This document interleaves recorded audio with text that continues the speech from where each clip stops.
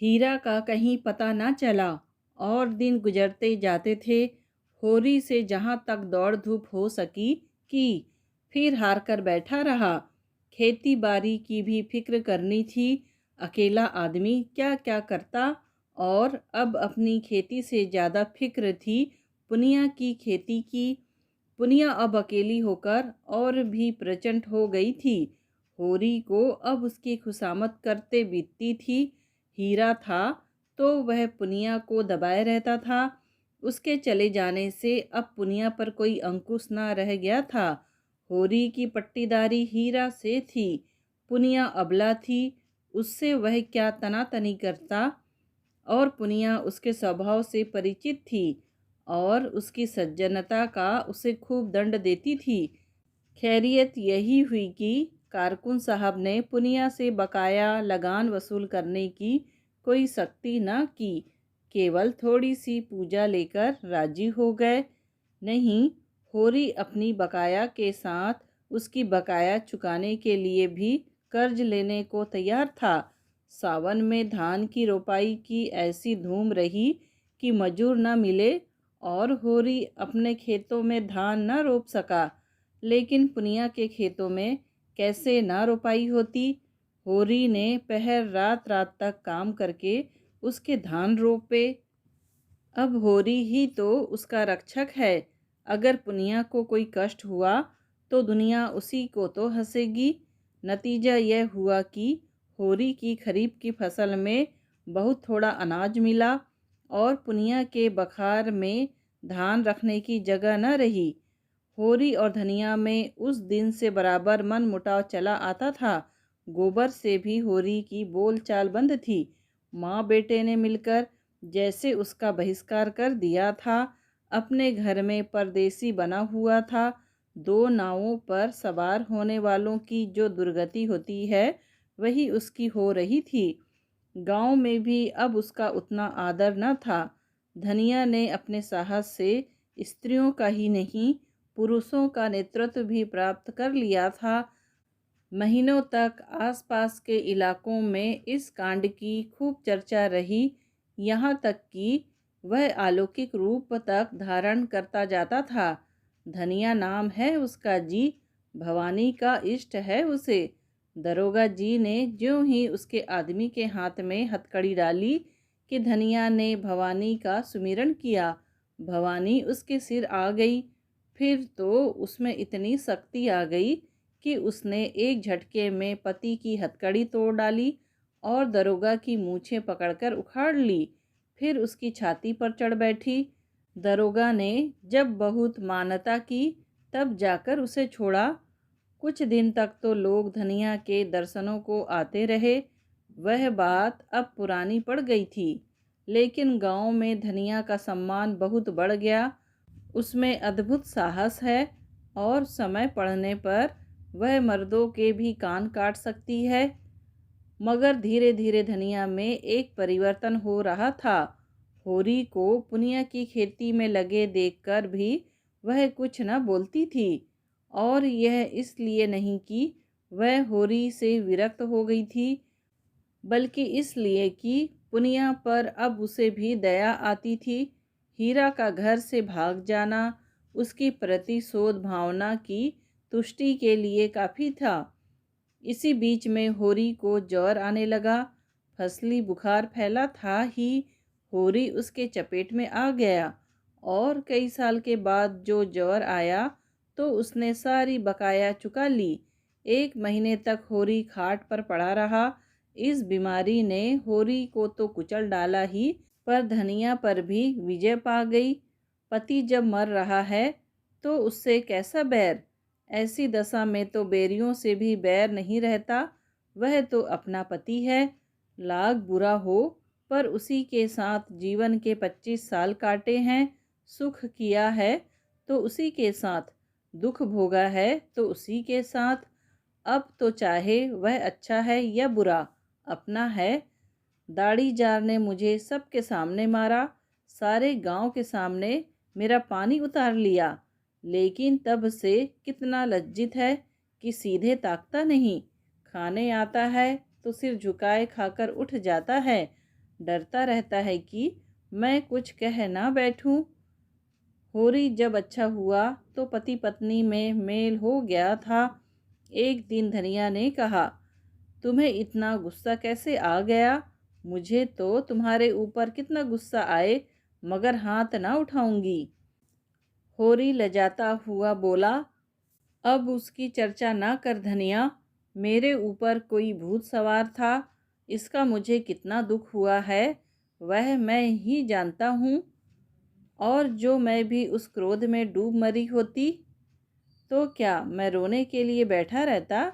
मेरी लाश भी तेरे साथ चिता पर जाती। अच्छा चुप रहो, बेबात की बात मत बको। गाय गई सो गई, मेरे सिर पर एक विपत्ति डाल गई।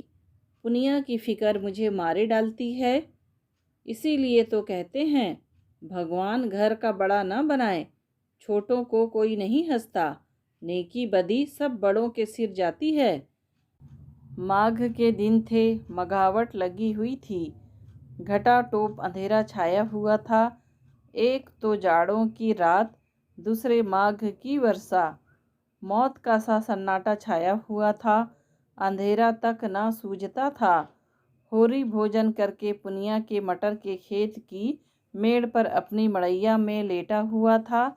चाहता था शीत को भूल जाए और सो रहे, लेकिन तार तार कंबल और फटी हुई मिर्जई और शीत के झोंकों से गीली पुआल, इतने शत्रुओं के सम्मुख आने का नींद में साहस न था। आज तंबाकू भी न मिला कि उसी से मन बहलाता। उपला सुलगा लाया था, पर शीत में वह भी बुझ गया। बेवाए फटे पैरों को पेट में डालकर और हाथों को जांघों के बीच में दबाकर और कंबल में मुंह छिपाकर अपनी ही गर्म सांसों से अपने को गर्म करने की चेष्टा कर रहा था। 5 साल हुए यह मिर्जई बनवाई थी। धनिया ने एक प्रकार से जबरदस्ती बनवा दी थी।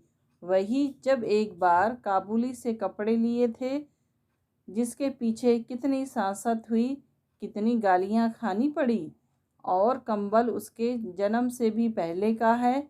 बचपन में अपने बाप के साथ वह इसी में सोता था। जवानी में गोबर को लेकर इसी कंबल में उसके जाड़े कटे थे और बुढ़ापे में आज वही बूढ़ा कंबल उसका साथी है। पर अब वह भोजन को चबाने वाला दांत नहीं, दुखने वाला दांत है। जीवन में ऐसा तो कोई दिन ही नहीं आया कि लगान और महाजन को देकर कभी कुछ बचा हो और बैठे बैठाए यह एक नया जंजाल पड़ गया। ना करो तो दुनिया हंसे, करो तो यह संशय बना रहे कि लोग क्या कहते हैं। सब यह समझते हैं कि वह पुनिया को लूट लेता है, उसकी सारी उपज घर में भर लेता है। एहसान तो क्या होगा, उल्टा कलंक लग रहा है।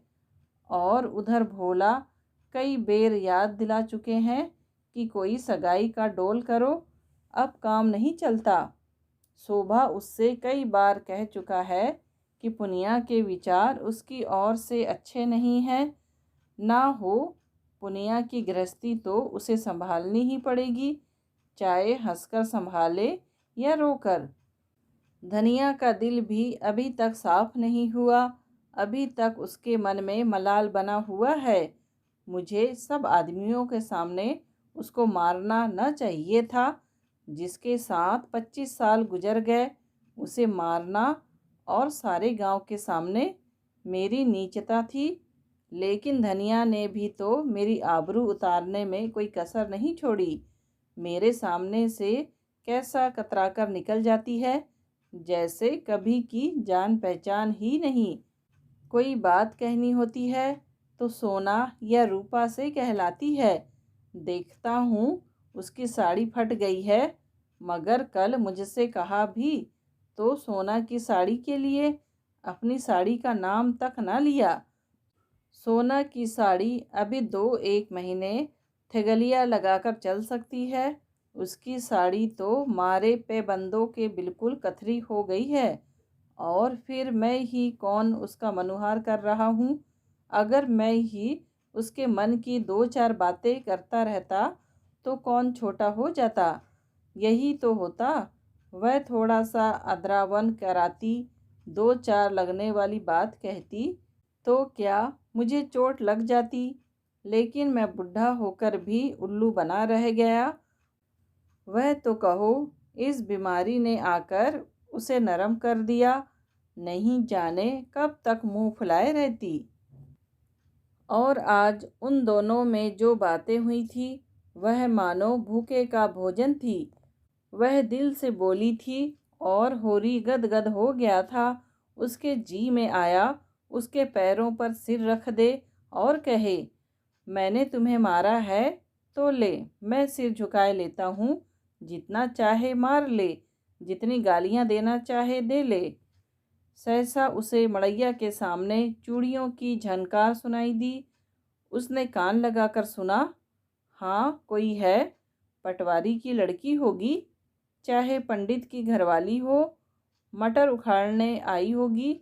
न जाने क्यों इन लोगों की नीयत इतनी खोटी है। सारे गांव से अच्छा पहनते हैं, सारे गांव से अच्छा खाते हैं, घर में हजारों रुपये गड़े हैं, लेन देन करते हैं, ड्योढ़ी सवाई चलाते हैं, घूस लेते हैं, दस्तूरी लेते हैं, एक ना एक मामला खड़ा करके हमा सुमा को पीसते ही रहते हैं। फिर भी नीयत का यह हाल, बाप जैसा होगा वैसी ही संतान भी होगी। और आप नहीं आते, औरतों को भेजते हैं। अभी उठकर हाथ पकड़ लूँ तो क्या पानी रह जाए। नीच कहने को नीच हैं, जो ऊंचे हैं उनका मन तो और नीचा है। औरत जात का हाथ पकड़ते भी तो नहीं बनता, आँखों देखकर मक्खी निगलनी पड़ती है। उखाड़ ले भाई, जितना तेरा जी चाहे, समझ ले मैं नहीं हूँ। बड़े आदमी अपनी लाज ना रखे, छोटों को तो उनकी लाज रखनी ही पड़ती है। मगर नहीं, यह तो धनिया है, पुकार रही है। धनिया ने पुकारा, सो गए कि जागते हो। होरी झटपट उठा और मड़ैया के बाहर निकल आया। आज मालूम होता है देवी प्रसन्न हो गई, उसे वरदान देने आई है। इसके साथ ही उस बादल बूंदी और जाड़े पाले में इतनी रात गए, उसका आना शंकाप्रद भी था। जरूर कोई ना कोई बात हुई है। बोला, ठंडी के मारे नींद भी आती है, तू इस जाड़े पाले में कैसे आई, कुशल तो है। हाँ सब कुशल है, गोबर को भेजकर मुझे क्यों नहीं बुलवा लिया। धनिया ने कोई उत्तर ना दिया। मड़ैया में आकर पुआल पर बैठती हुई बोली, गोबर ने तो मुंह में कालिख लगा दी, उसकी करनी क्या पूछते हो। जिस बात को डरती थी वह होकर रही। क्या हुआ, क्या किसी से मारपीट कर बैठा।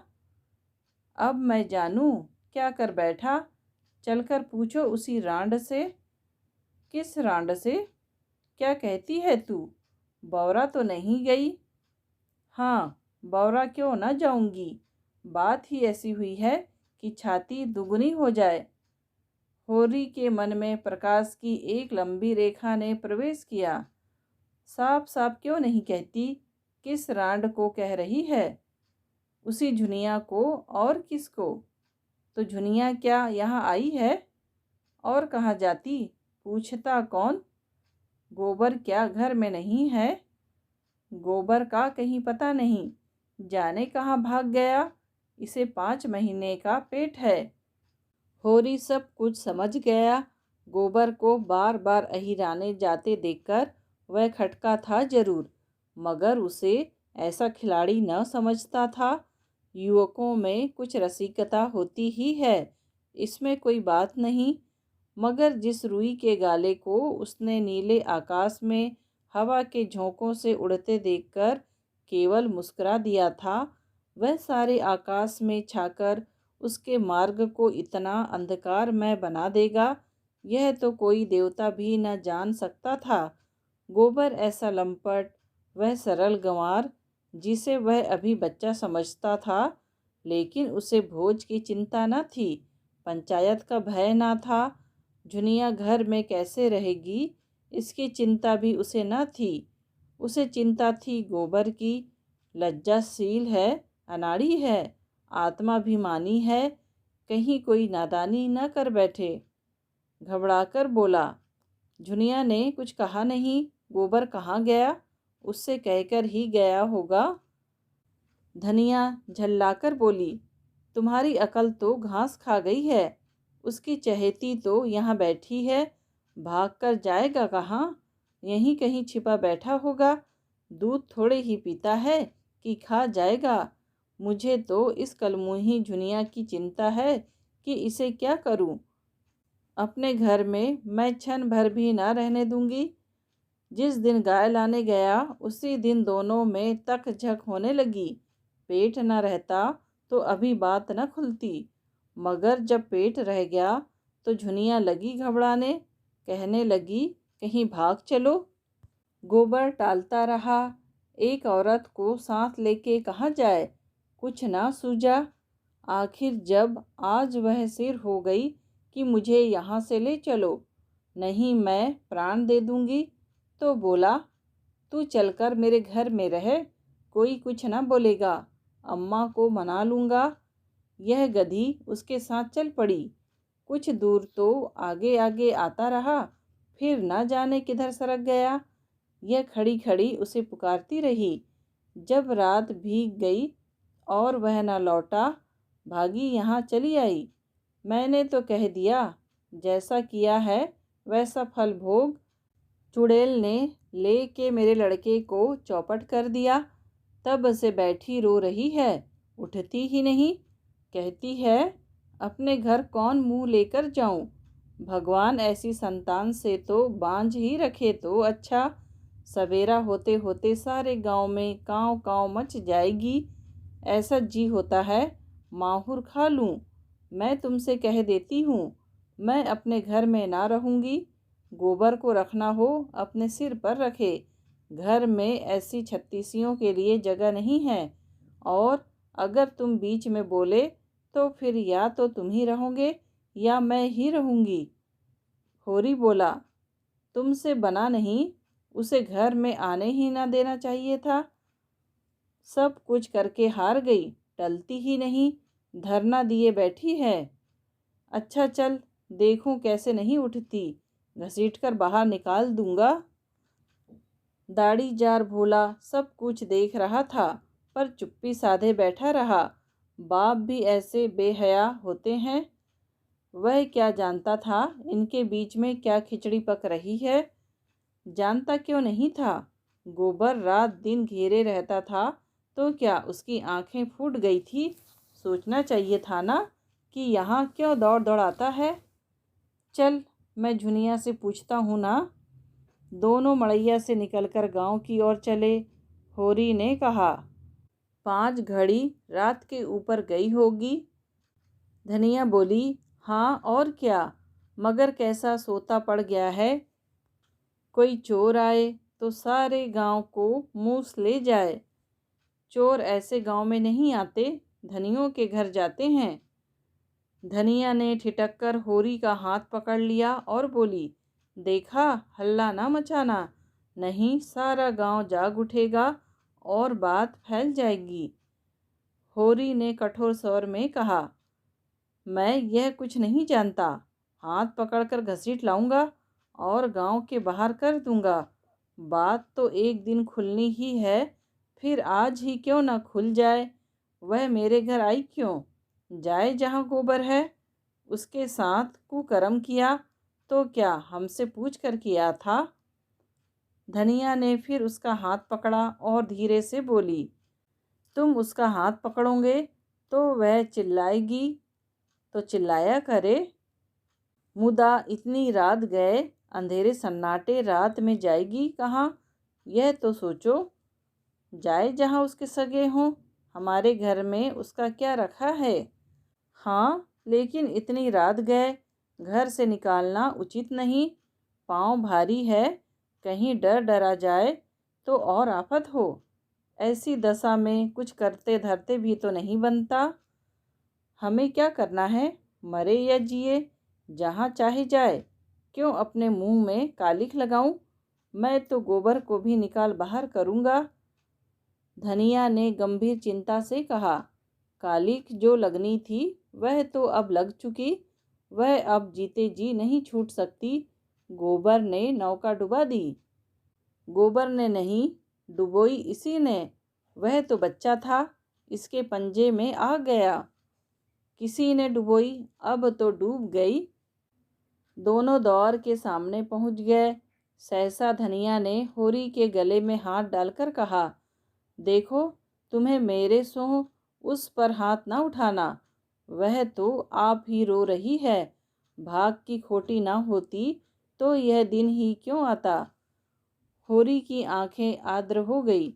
धनिया का यह मात्र स्नेह उस अंधेरे में भी उसे दीपक समान उसकी चिंता जर्जर आकृति को शोभा प्रदान करने लगा। दोनों ही के हृदय में जैसे अतीत यौवन सचेत हो उठा। होरी को इस वीत यौवना में भी वही कोमल हृदय बालिका नजर आई, जिसने 25 साल पहले उसके जीवन में प्रवेश किया था।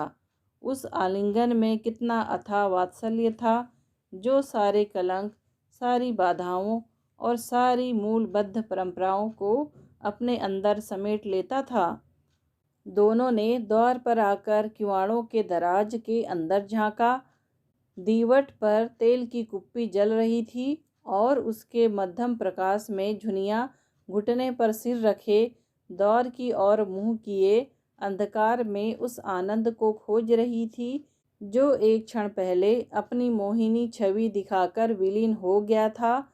वह आफत की मारी, व्यंग्य बाणों से आहत और जीवन के आघातों से व्यथित किसी वृक्ष की छां खोजती फिरती थी, और उसे एक भवन मिल गया था जिसके आश्रय में वह अपने को सुरक्षित और सुखी समझ रही थी। पर आज वह भवन अपना सारा सुख विलास लिए अलादीन के राजमहल की भांति गायब हो गया था, और भविष्य एक विकराल दानव के समान उसे निगल जाने को खड़ा था। एकाएक द्वार खुलते और होरी को आते देखकर वह भय से कांपती हुई उठी और होरी के पैरों पर गिरकर रोती हुई बोली, दादा, अब तुम्हारे सिवाय मुझे दूसरा ठौर नहीं है। चाहे मारो, चाहे काटो, लेकिन अपने द्वार से दूर दुराओ मत। होरी ने झुककर उसकी पीठ पर हाथ फेरते हुए प्यार भरे स्वर में कहा, डर मत बेटी, डर मत। तेरा घर है, तेरा द्वार है, तेरे हम हैं। आराम से रह। जैसी तू भोला की बेटी है, वैसी ही मेरी बेटी है। जब तक हम जीते हैं, किसी बात की चिंता मत कर। हमारे रहते कोई तुझे तिरछी आंखों से ना देख सकेगा।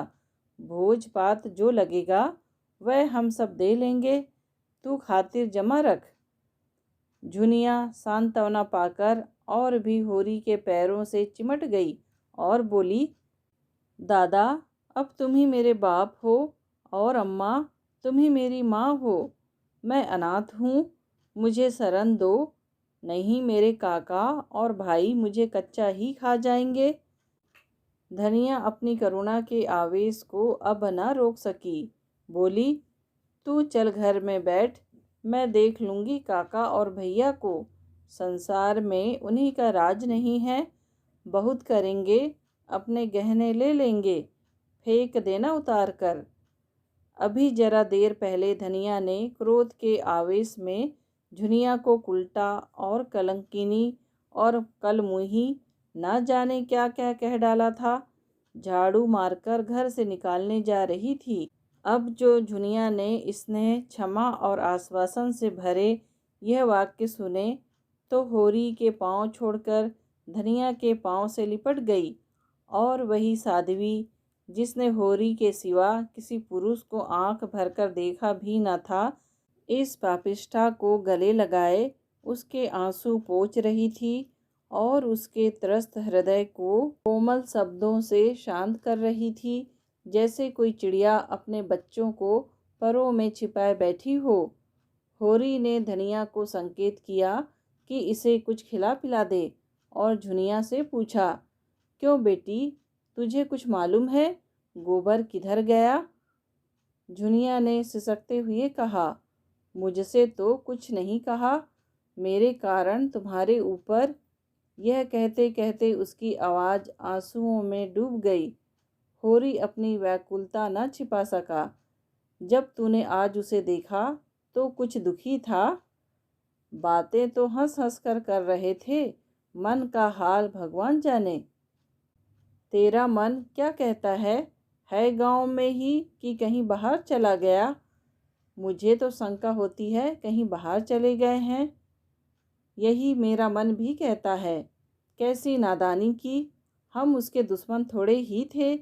जब भली या बुरी एक बात हो गई तो उसे निभानी पड़ती है। इस तरह भागकर उसने हमारी जान आफत में डाल दी। धनिया ने झुनिया का हाथ पकड़कर अंदर ले जाते हुए कहा, कायर कहीं का, जिसकी बाह पकड़ी उसका निबाह करना चाहिए कि मुंह में कालिक लगाकर भाग जाना चाहिए। अब जो आए तो घर में बैठने न दूं। होरी वहीं पुआल में लेटा। गोबर कहाँ गया? यह प्रश्न उसके हृदयाकाश में किसी पक्षी की भांति मंडराने लगा।